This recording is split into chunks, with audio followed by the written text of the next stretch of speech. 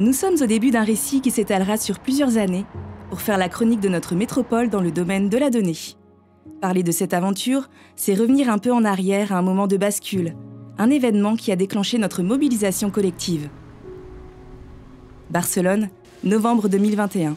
C'est là qu'une prise de conscience commune s'est cristallisée au sein d'un premier groupe de directeurs généraux avant de se diffuser à travers toute notre institution. Direction le Congrès mondial de la Smart City. Je crois beaucoup à ces moments partagés où, à l'extérieur, des agents de différentes directions vont pouvoir, s'ouvrir à ce qui se vit ailleurs, à ce que vivent d'autres, et puis se partager ces temps forts. Barcelone, c'est la naissance de ça, c'est la naissance d'un groupe de travail, c'est la naissance de la transversalité au service d'un projet qui n'est pas immédiat, mais qui est un projet de long terme.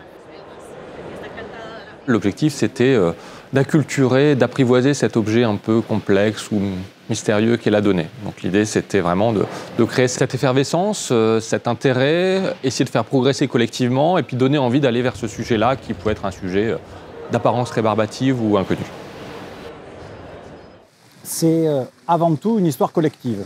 Mais venir ici, c'est l'occasion de voir des choses structurées, structurantes aussi, à la fois pour la collectivité et pour le territoire dont elle a la charge. Et du coup, la préparation qui est faite, c'est de trouver des alliés qui vont nous montrer des réalisations. S'inspirer d'autres villes et initiatives, à l'image de Barcelone. Es fundamental, es muy importante tener una buena relación con todas las ciudades en dos direcciones. En un lugar, nosotros para poder explicar nuestras experiencias, nuestros errores y nuestras virtudes, pero también para poder aprender de otras experiencias y de otras realidades que pueden ser distintas que nosotras. Para nosotros es muy importante que en las ciudades vayamos todas a una en el sentido de obtener datos y de poder estandarizar datos porque nos da un conocimiento muy importante de cómo está funcionando la ciudad. Il y a un dialogue entre les Bordeaux Métropole et la ville de Barcelone qui est intense et qui est continu pour nous inspirer et aussi provoquer ensuite, une fois qu'on sera de retour à Bordeaux, l'action, le plan et vraiment le décollage d'une stratégie très cohérente. Je ne suis pas sûr que sans Barcelone, ce printemps de la donnée aurait pu avoir lieu. Le printemps de la donnée. Une proposition élaborée pour donner à voir toute l'étendue des enjeux de la data aujourd'hui. Des ateliers et conférences qui ont permis de rappeler et parfois de révéler à nos agents que le thème était déjà travaillé depuis des années à travers des outils, des pratiques.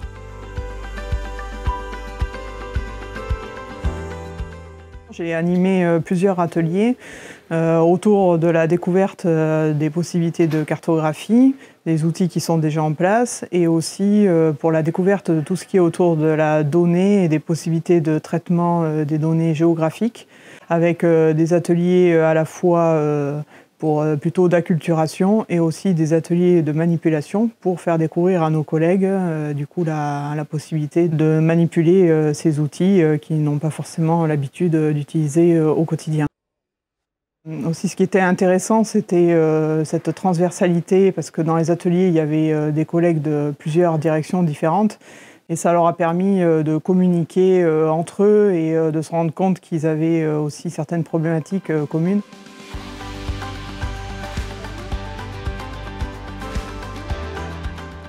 Je crois que la première chose sur ce printemps de la donnée, finalement, ça a été de se dire personne n'avait connaissance de cette richesse, de ce trésor. Et donc ça a été un révélateur. Aujourd'hui, l'enjeu est de construire à long terme. Et notre établissement ne part pas de rien. Il y a une expérience de longue date maintenant à Bordeaux Métropole dans la gestion des données, notamment la gestion des données géographiques, qui est un savoir-faire vraiment historique. Mais l'enjeu sur les données, il est déjà connu depuis quelques années et on s'est préparé progressivement à pouvoir y faire face. Donc on a intégré au cours du temps un certain nombre de compétences humaines sur les différents métiers de la donnée et on a progressivement développé des infrastructures de plus en plus performantes capables de soutenir les différents cas d'usage de données qui sont nécessaires à Bordeaux Métropole. Un vrai travail de préparation technique et humain et des premières initiatives qui témoignent d'une envie et d'une maturité, comme le projet Magnéto. Sur le trafic routier, on a plusieurs aspects. On a le niveau de congestion, c'est ce qu'on appelle le trafficolore qui indique le niveau de saturation d'un axe. Et on a aussi des capteurs qui donnent le nombre de véhicules. Et ces capteurs qui nous donnent les nombres de véhicules, on l'a pour le trafic routier, mais aussi pour les vélos. On a des capteurs permanents qui nous permettent de mesurer le trafic vélo. On a des informations sur les zones en travaux. On a des informations sur les parkings qui nous permettent de comprendre aussi comment évolue s'il y a des saturations. Le besoin initial, il vient des agents du PC Circulation, qui sont les agents qui s'occupent de la gestion du trafic au quotidien. Il y avait un intérêt de pouvoir avoir un outil qui permettait de revenir en arrière et de ne pas être qu'en temps réel, recomprendre ce qui s'était passé dans une journée donnée.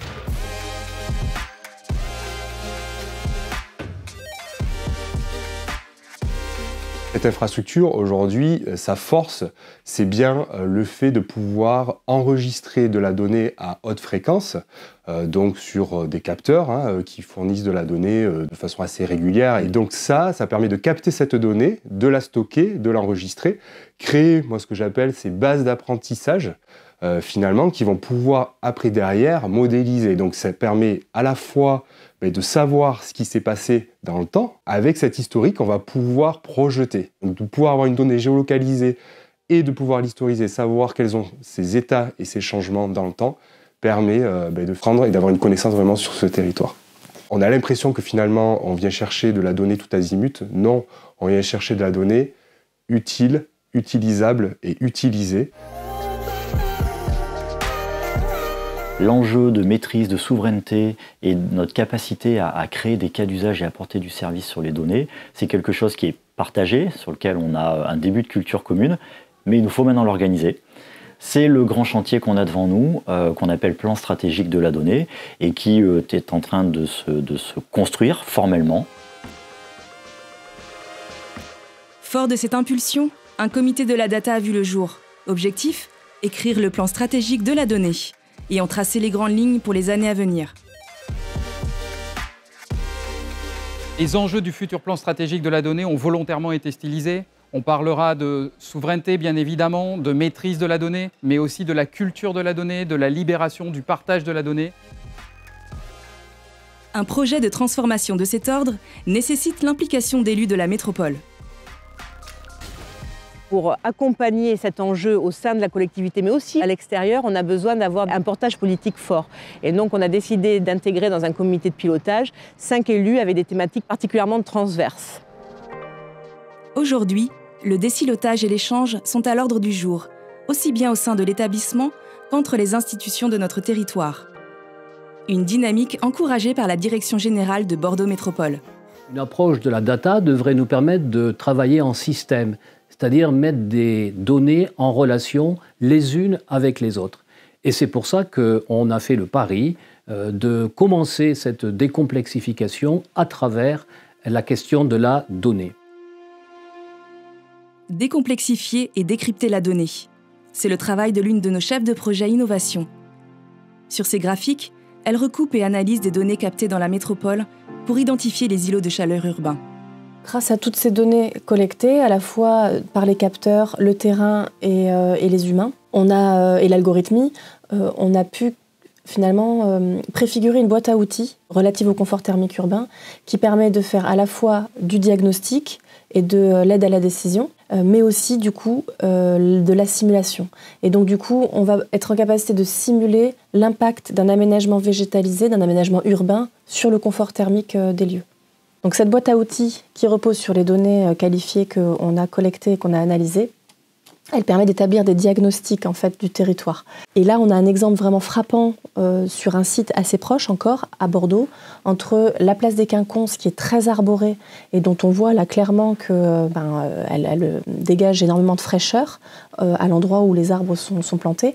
Et juste à côté, on a les allées de Tourny qui sont pourtant bordées d'arbres, et des arbres qui sont matures, qui sont là depuis longtemps et qui devraient normalement assurer ce rôle de rafraîchissement. Et là, on le voit très bien qu'ils ne le font pas. Penser le confort thermique urbain, c'est trouver des solutions pour améliorer la vie des habitants.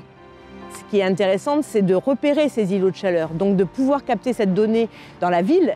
C'est très intéressant pour pouvoir se dire, mais là, c'est une vraie priorité, c'est ici qu'il faut aller en priorité et pas là. Donc, ça permet d'orienter finalement les politiques publiques et de prioriser les actions qu'on doit mener. finalement, la donnée, pour moi, c'est d'abord des moyens d'observer, de comprendre, d'analyser des choses complexes. Et une fois qu'on a bien présenté ces choses-là, qu'on les a bien analysées, c'est ensuite de prendre des bonnes décisions parce que bien éclairées. Donc pour moi, je fais vraiment le lien entre la donnée d'observation, la donnée d'analyse et la décision de politique publique ou d'action qui en découle. Bordeaux Métropole, c'est un territoire qui se questionne. Des projets déjà lancés et d'autres à venir. Une vision stratégique de la donnée qui se dessine. Où en serons-nous dans 2 ans ? Mon rêve, c'est que ce soit un réflexe.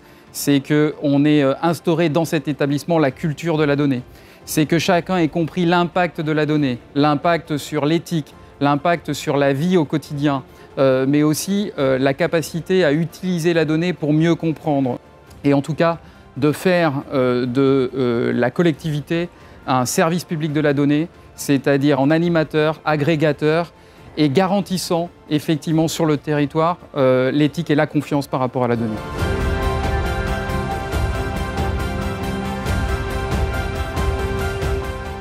Dans 2 ans, j'aimerais que la plupart des agents qui aujourd'hui sont confrontés à la lecture d'informations, à la production d'informations, soient des acteurs de la donnée, qu'ils puissent en produire, qu'ils puissent l'interpréter.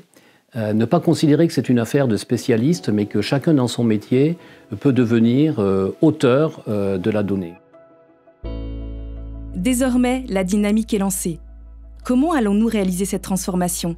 Comment notre politique de la donnée va-t-elle s'enrichir ? Rendez-vous en 2024.